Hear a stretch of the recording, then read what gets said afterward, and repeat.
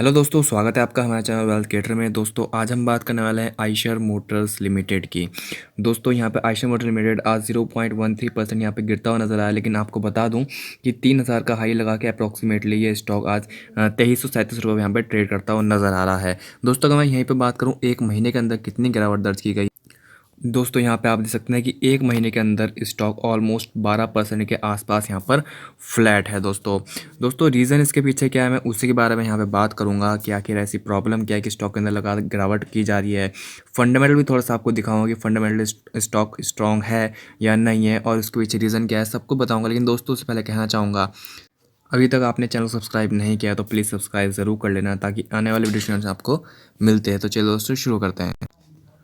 तो दोस्तों जैसे कि आप लोग जानते हैं कि आइशर मोटर लिमिटेड यहाँ पे हैवी व्हीकल्स और यहाँ पर मोटरसाइकिल्स का सेलिंग का काम करता है। उसके साथ दोस्तों अगर मैं यहाँ बात करूँ उसकी मार्केट कैप की, तो मार्केट कैप 63,909 करोड़ की अच्छी खासी मार्केट कैप है, लार्ज कैप कंपनी है।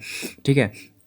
आरओसी और आरओई की बात करूँ तो 24.6%, 19% यहाँ पर आरओई है, जो कि यहाँ पर ऑटो सेक्टर में एक बेहतरीन आरओसी और आरओई यहाँ पर मानी जाएगी। दोस्तों 30% तो वैसे ही आपको रिकमेंड करता ही हूँ, और यहाँ पर 24.6% मिल रही होगी। ऑटो सेक्टर में इसकी हालत ऑलरेडी बहुत ज़्यादा ख़राब थी।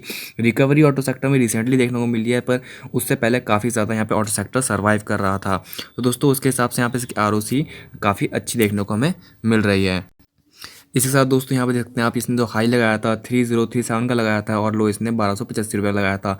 फिलहाल ये 2340 रुपये ट्रेड कर रहा है। 3,000 रुपये से 2300 रुपये यहाँ पर टूट चुका है। दोस्तों अगर दोस्तों यहाँ पे पीयर कंपैरिजन दिखाऊं मैं आपको, तो देख सकते हैं यहाँ पे टॉप पर पीयर कंपैरिजन में आइशर मोटर ही आता है।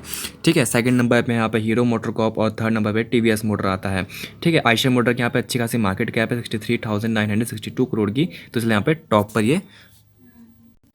इसके बाद दोस्तों मैं यहाँ पे बात करता हूँ सेल्स की, तो सकते हैं यहाँ पे इसके क्वार्टर फोर रिजल्ट तो अभी आई नहीं है, तो क्वार्टर थ्री तक के रिजल्ट में आ सकते हैं। जो सेल्स हुई थी वो 2,828 करोड़ की यहाँ पे सेल्स हुई थी, जो कि उससे पहले क्वार्टर में 2,134 करोड़ की सेल्स थी। यानी कि अच्छा खासा यहाँ पे हमें जंप देखने को मिला सेल्स के अंदर।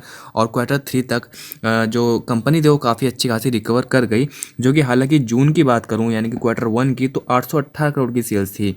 ठीक है। और अब की बार यहाँ पे अच्छी खासी सेल्स हुई, यानी कि पिछले साल की बात करूँ 2371 करोड़ की और इस साल की बात करूँ 2828 करोड़ की। तो यानी कि recovery year on year basis हो चाहे क्वार्टर ऑन क्वार्टर बेसिस हो, हमें अच्छी खासी रिकवरी सेल्स के अंदर देखने को मिली। यहाँ पर देख सकते हैं आप, अच्छी खासी रिकवरी सेल्स के अंदर देखने को मिली। लेकिन दोस्तों यहाँ पर जो गिरावट दर्ज की गई थी वो क्वार्टर वन में गिरावट दर्ज की थी 818 करोड़ की सेल्स, जो कि इसको 818 सेल्स की करोड़ की सेल्स के साथ साथ यहाँ पर इसको जो लॉस हुआ था दोस्तों वो भी 55 करोड़ का यहाँ पर लॉस हो गया था कंपनी को क्वार्टर वन में।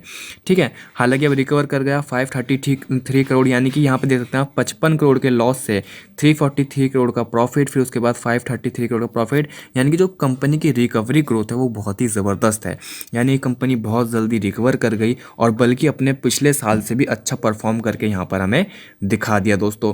तो यानी कि सिंपल सी बात है कि देखो कंपनी में रिकवरी तो बहुत बढ़िया है, भले ही कंपनी यहाँ पर लॉस में गई हो एक क्वार्टर के लिए। और लॉस में क्यों गई थी इसके आपको पता है दोस्तों, पेंडेमिक आया, फिर लॉकडाउन लगाए, लॉकडाउन इम्पोज किए गए, उसके वजह से यहाँ पे सेल्स में प्रोडक्शन में काफ़ी ज़्यादा कमी आई, तो उस वजह से यहाँ पे इसको लॉस देखने को मिला। तो दोस्तों इसके पीछे अभी भी यही कारण है कि यहाँ पर जो हमें गिरावट स्टॉक में देखने को मिल रही है, तो कहीं ना कहीं यही कारण है कि यहाँ पर आप लोग जानते हैं कि कोविड के केसेस लगातार बढ़ते हुए नज़र आ रहे हैं।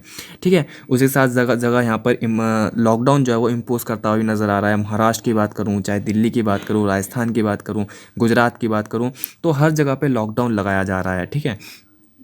तो जब दोस्तों लॉकडाउन लगता है तो प्रोडक्शन कहीं ना कहीं कंपनी का रुक जाता है, और प्रोडक्शन जब रुकता है तो सेल्स भी डेफिनेटली रुक ही जाती हैं। तो यानी कि काफ़ी ज़्यादा इम्पैक्ट करता है ये लॉकडाउन कंपनी की सेल्स पे। और जो ऑटो सेक्टर की दोस्तों सेल्स होती है उस पर तो बहुत ज़्यादा इम्पैक्ट करता है। मैं आपको यहाँ पर इसका प्रूफ भी दिखा देता हूँ। दोस्तों यहाँ पे आपको दिखाना चाहूँगा मैं यहाँ पर अप्रैल 2020, यानी कि जब पूरा अप्रैल, आपको पता है लॉकडाउन था पूरे देश में, पूरा अप्रैल कुछ भी नहीं चल रहा था, कोई प्रोडक्शन नहीं होता, कुछ सेल्स नहीं होती थी। उस वक्त इसके जो आंकड़े थे सेल्स के वो किस हिसाब से आए थे। ठीक है। आइशर मोटर के पूरा वेरीफाइड है दोस्तों, ये इसकी वेबसाइट से लिया गया है। ठीक है। सेल्स का मई 1 2020, यानी कि यहाँ पर अप्रैल के आपको डाटा दिखाया जाएगा। तो दोस्तों यहाँ पर आप देख सकते हैं, नीचे चलते हैं थोड़ा सा, और 91 यूनिट्स देख सकते हैं यहाँ पे रॉयल इनफील्ड्स की 91 यूनिट सेल्स की गई अप्रैल 2020 में, अप्रैल मंथ में यहाँ पे रॉयल इनफील्ड की 91 यूनिट सेल्स की गई, जो कि बहुत ही ज़्यादा कम थी। इसके बाद देखते हैं दोस्तों कि जब अप्रैल ख़त्म हो गया तो मई में क्या इसकी सेल्स आई है। तो ये दोस्तों इसके मई के आंकड़े हैं, जून 1 2020, यानी कि इसके अंदर मई यहाँ पे इंक्लूड किया गया है। तो मई में यहाँ पर इसकी जो सेल्स आई है दोस्तों, आप देख सकते हैं कि इसके टोटल जो सेल्स हुई हैं, अभी यहाँ पे टू व्हीलर की बात की जा रही है रॉयल इनफील्ड की, तो 19,113 यहाँ पर सेल्स की गई हैं इसकी बाइक्स की, जो कि पिछले साल की बात करते हैं। अभी तो मैं आपको डाटा दिखा रहा हूँ 2020 का ही ना। अगर मैं यहाँ पे 2019 की बात करें, मई 2019 की, तो 2019 में 62,371 यहाँ पर सेल की गई थी। तो यानी कि सीधा सीधा 69% का यहाँ पर गिरावट दर्ज की गई इसकी सेल्स के अंदर, और सिर्फ यहाँ पर लॉकडाउन की वजह से, पेंडेमिक की वजह से। दोस्तों यही जो यहाँ पर आंकड़ा दिखाया गया कि भाई जब लॉकडाउन लगा तो उसके बाद सेल्स इतनी ज़्यादा गिरी कि 19,000 ही हो पाई, जो कि उससे पहले 62,000 थी पिछले साल। और मैं तो अप्रैल का दिखा दिया आपको, अप्रैल में तो बिल्कुल ही नेक्स्ट लेवल थी, 84 तो कुछ होता ही नहीं है दोस्तों। ठीक है, तो उस हिसाब से यहाँ पे साफ साफ देखने को मिल रहा है कि ऑटो सेक्टर में बहुत ज़्यादा इम्पैक्ट देखने को मिलता है। 69% गिरावट दोस्तों कोई कम नहीं होती। ठीक है, अगर फिर इसी तरह से आप लोगों से पता ही लगातार लॉकडाउन यहाँ पे लगाया जा रहा है, इसी तरह से दोस्तों अगर लॉकडाउन लगता रहा तो इनकी सेल्स में बहुत ज़बरदस्त हमें यहाँ पे इम्पैक्ट देखने को मिल सकता है ऑटो सेक्टर की। इसी के साथ मैं आपको हैवी व्हीकल्स का भी दिखा देता हूँ। देखिए यहाँ पर अप्रैल का डाटा है। ठीक है, इसकी जो हैवी व्हीकल्स की सेल्स की गई थी वो यहाँ पर आई थी 85 यूनिट्स की अप्रैल में, 85 यूनिट यहाँ पे सेल्स की गई थी अप्रैल में। ठीक है, अगर मई की बात करूँ मैं, तो मई में देख सकते हैं दोस्तों यहाँ पर, ठीक है, मई की बात हो रही है। मई में यहाँ पे जो इसकी हैवी व्हीकल्स की सेल की गई थी वो की गई थी अप्रॉक्सीमेटली 686 व्हीकल्स की। ठीक है, 686 व्हीकल्स की यहाँ पर इसकी सेल्स की गई थी। तो यानी कि ऑलमोस्ट अगर यहाँ पर देखा जाए तो काफ़ी ज़्यादा इम्पैक्ट हमें देखने को मिलता है। आइशर मोटर की बात करें या फिर किसी भी ऑटो सेक्टर की कंपनी की बात करें, उसकी सेल्स पे काफ़ी ज़्यादा इम्पैक्ट देखने को मिलता है लॉकडाउन की वजह से। तो जिस तरह से यहाँ पर कोविड के केस बढ़ रहे हैं लगातार, ठीक है, उसके बाद लॉकडाउन इम्पोज किया जा रहा है, तो यही सब कारण है जिस वजह से यहाँ पे इन्वेस्टर्स जो हैं या फिर इसके अंदर आप बोल सकते हो बियरिश मूवमेंट यहाँ पर लगा हुआ है दोस्तों। लेकिन दोस्तों ये भी डर का माहौल जो है ये भी कहीं ना कहीं आगे ख़त्म हो जाता है। रीज़न उसके पीछे क्या है दोस्तों, देखते हैं। जैसा 55 करोड़ का यहाँ पे लॉस हुआ इसको पूरे देश में लॉकडाउन के बाद, तो मान लो अगर वही सिचुएशन दोबारा आती है तो 55 करोड़ का यहाँ पे फिर लॉस मान लेते हैं। लेकिन जो उसके बाद की रिकवरी है दोस्तों, क्योंकि जो रॉयल इनफील्ड है वो एक पॉपुलर गाड़ियों में से एक गाड़ी है, इंडिया की best selling vehicles, two wheeler vehicles आप यहाँ मान सकते हो। तो यहाँ पे जो रिकवरी है वो बहुत ज़बरदस्त है। 343 करोड़, सीधा 55 करोड़ का लॉस है, 343 करोड़ हो गया। तो इस हिसाब से दोस्तों क्या है कि अगर स्टॉक में आपको और ज़्यादा गिरावट देखने को मिलती है, ठीक है, अगर स्टॉक ज़बरदस्त टूटता है तो इसके अंदर जो रिकवरी आने के चांसेस है कंपनी के अंदर वो बेहतरीन से भी बेहतरीन है। बहुत ज़बरदस्त यहाँ पे रिकवरी हमें देखने को मिल सकती है। तो आपने यहाँ पे घबराना नहीं है दोस्तों। ठीक है, कंपनी के जो आंकड़े हैं वही यहाँ पर बता रहे हैं कि भाई हम यहाँ पे रुकने वाले नहीं हैं, चाहे कुछ भी हो जाए कोई दिक्कत नहीं आने वाली। ठीक है, तो इसकी सेल्स आपको अगर भले आपको क्वार्टर ऑन क्वार्टर बेसिस पे यहाँ पर अगली बार जो Q4 आएगा, Q4 तो अच्छा आएगा। Q1 की बात करूँ तो हो सकता है Q1 में इम्पैक्ट देखने को मिले, पर Q2 में फिर जो आपको रिकवरी देखने को मिले एक ज़बरदस्त रिकवरी होगी। तो दोस्तों ये मौके होते हैं ऐसी कंपनीज़ को यहाँ पर ग्रैब करने के। इसके साथ दोस्तों का मैं यहाँ पर बात करता हूँ इसकी बैलेंस शीट की, तो देखते हैं हमें बैलेंस शीट में भी कोई कमी नज़र नहीं आती। ऑटो सेक्टर में आप देख सकते हैं, अगर मैं टाटा मोटर्स की बात करूं या महिंद्रा की बात करूं या फिर किसी भी कंपनी की बात करूं जो ऑटो सेक्टर से रिगार्डिंग हो, या फिर अशोक लेलैंड की बात करता हूं, वो भी हैवी व्हीकल्स बनाती है। ठीक है, तो वहाँ पे कहीं ना कहीं उनका जो कर्ज है वो बहुत ज़्यादा है, पर इसका जो यहाँ पे कर्ज है वो 255 करोड़ का है।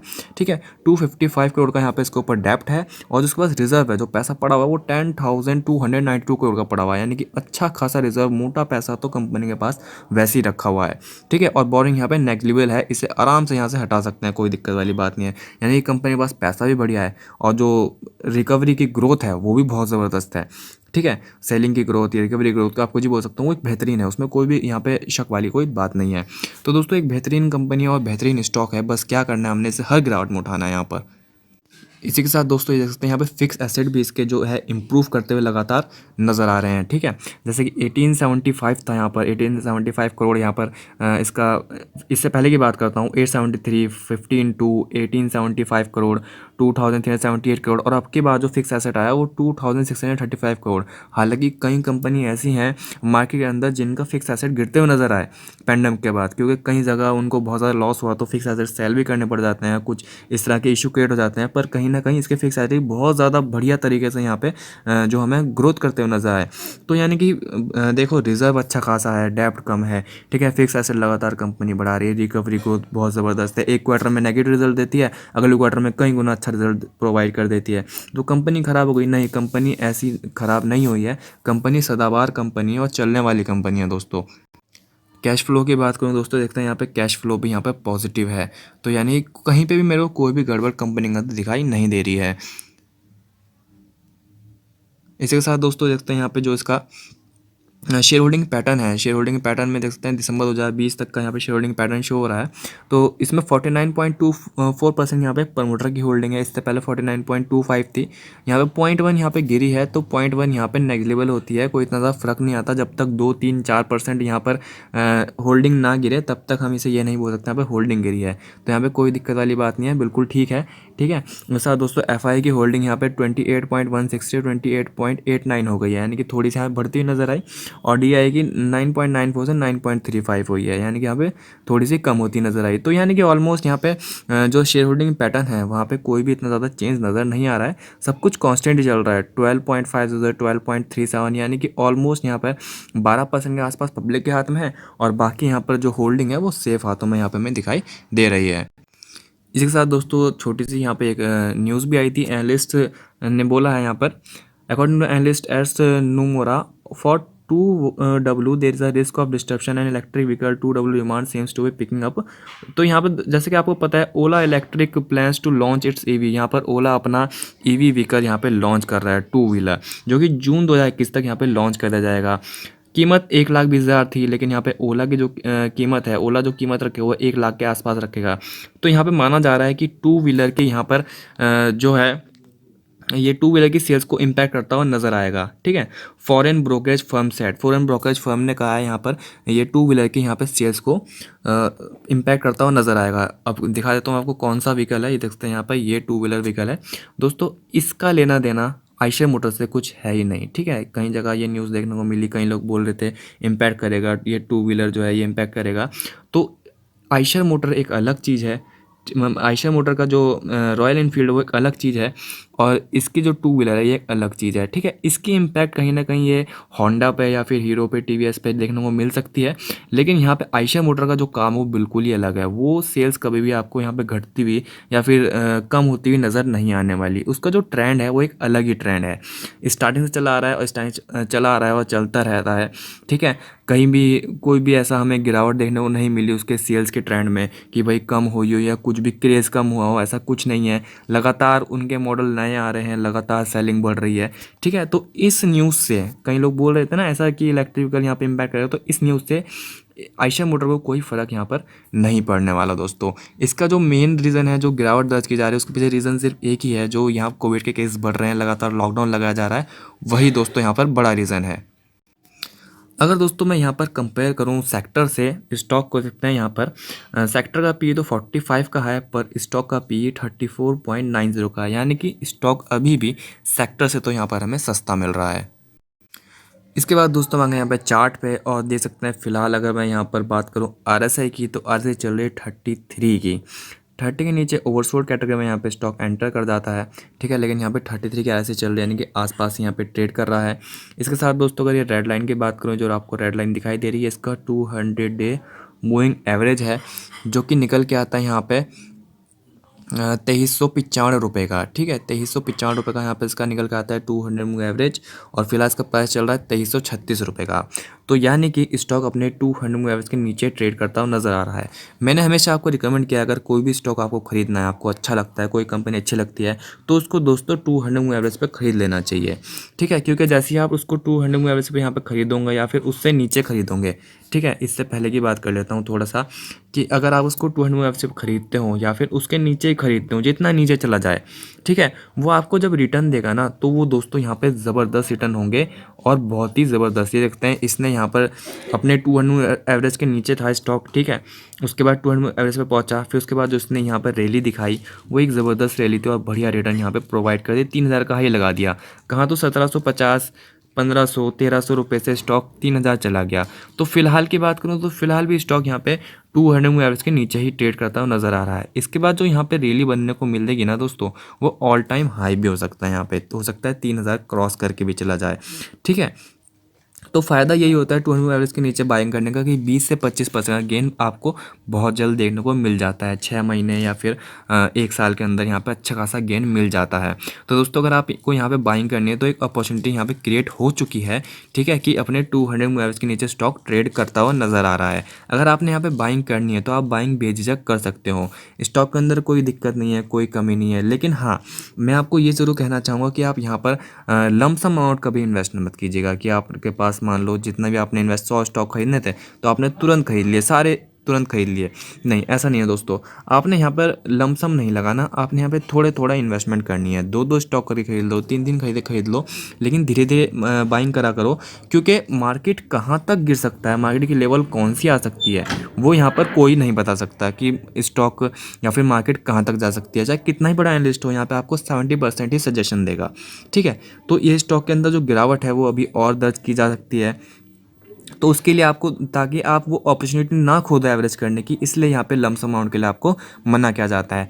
जो फिलहाल करंट प्राइस चल रहा है एक बेहतरीन प्राइस है, कोई शक वाली बात नहीं है। आप यहाँ पे 2 4 10 जितने में आपको रिलायबल लगता है उतनी आप यहाँ पे क्वांटिटी खरीद सकते हो। उसके बाद स्टॉक जब दोस्तों और नीचे जाता है तो आप यहाँ पे और क्वांटिटी यहाँ पे ऐड कर सकते हो, ठीक है। और स्टॉक को थोड़ा सा आपको संभाल के रखना होगा, क्यों? क्योंकि जब तक ये लॉकडाउन का जो सिलसिला है या फिर कोविड का जो सिलसिला है ये जब तक ख़त्म नहीं होता तो तब तक यहाँ पर थोड़ी सी गिरावट दर्ज की जा सकती है। पर जैसे ही सब कुछ क्लियर होएगा, जब सब कुछ ठीक हो जाएगा, तो उसके बाद यहाँ पर सबसे ज़्यादा जो रिकवरी देखने को मिलेगी आपको इसी स्टॉक के अंदर यहाँ पे रिकवरी देखने को मिलेगी दोस्तों। तो फिलहाल दोस्तों ये कहना चाहूँगा, बाइंग करनी है तो कर सकते हो, अच्छी खासी अपॉर्चुनिटी है। और अगर ऑलरेडी बाइंग कर रखी है तो यहाँ पर एवरेज करने की बहुत बड़ी अपॉर्चुनिटी है, कोई दिक्कत वाली यहाँ पर बात नहीं है, ठीक है। तो दोस्तों फिलहाल के लिए इतना ही। और अगर कुछ भी स्टॉक से रिगार्डिंग यहाँ बताने के लिए रह गया हो तो कमेंट बॉक्स में कमेंट कीजिएगा, मैं मैक्सिमम कमेंट्स के रिप्लाई यहाँ पर करता हूँ। तो थैंक यू दोस्तों फॉर वॉचिंग आवर वीडियो।